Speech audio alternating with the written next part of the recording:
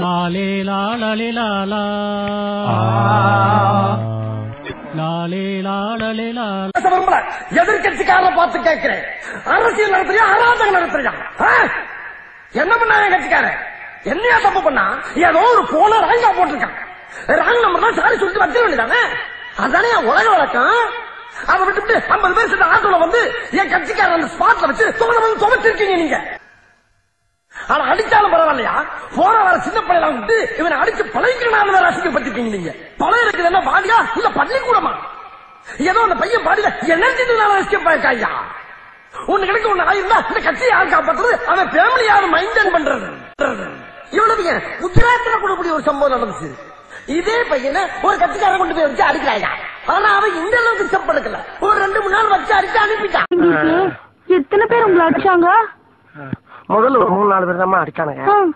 அடிச்சுக்கிட்டே இருக்கும்போது ஒருத்தன் இன்னொருத்தருக்கு போன் பண்ணி பிரியா இருந்தா வாடா மாட்டியா, ஒருத்தன் சிக்கி இருக்கான்னு சொன்னான். அவன் சொன்னா நான் பிஸியா இருக்கேன்டா, வேணா அன்னைக்கு அனுப்பிச்சு விட நான் பாத்துக்கிறேன்னா. இவனுக்கு முடிச்ச உடனே ஒரு மீன்பாடி வண்டிக்கு போட்டு அங்க அனுப்பிச்சு விட்டானுங்க. அங்க ஒரு 7 பேருமா. அவனுக்குனால எவ்வளவு முடியுமோ அவ்வளவு அடிச்சானுங்க. அடிச்சுட்டு ஒரு ஆட்டோட ஏத்தி விட்டானுங்க. சரி நம்ம வீட்டுக்கு தான் அனுப்புறானுங்களோன்னு நம்பி ஏறி உட்காந்து அது நேர இன்னொருத்தருக்கு மூத்திர சந்துக்கு போச்சு. அந்த மூத்திர சந்துக்குள்ள 11 பேருமா. 3 மணி நேரம் மூச்சு திணற அடிச்சானு. இல்ல அடிக்கும் போது ஒருத்தன் சொன்னா, எவ்வளவு அடிச்சாலும் தாங்குறான்டா, இவன் ரொம்ப நல்லவன்.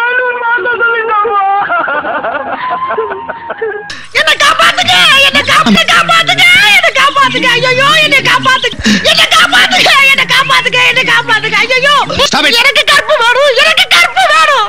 லாங்கில பார்த்தா தாண்டா காமெடியா இருப்பேன், கிட்டத்துல பார்த்தா டெரரா இருப்பேன்டா, டெரரா.